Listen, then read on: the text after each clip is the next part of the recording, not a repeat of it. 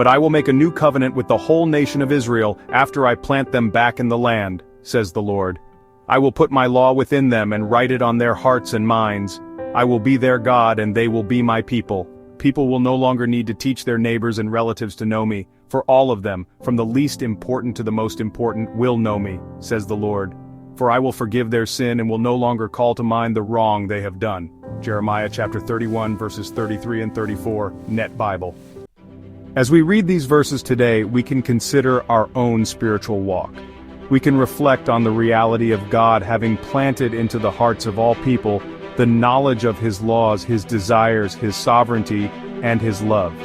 Even the soul who claims to be atheist will invariably claim a sensing of what is right or wrong, what is fair or unfair, what is deserved or undeserved.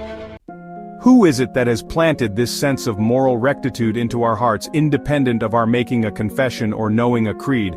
It is God. God has helped us in a way that we could never have helped ourselves. To paraphrase Jeremiah's prophecy, the blueprint of God is etched by God Himself into our hearts. So we know, and as an outflow of our knowing, some of us desire to grow. We want to mature in our faith walk so that we aren't only knowledgeable of God's law, but that we believe and obey God's law. We want to live as joy-filled reflections of His character, His grace, and His love, so that people can see the evidence of what their hearts already know. It's not always easy to do so in a world that peddles violence and self-preservation as the commodities of the day.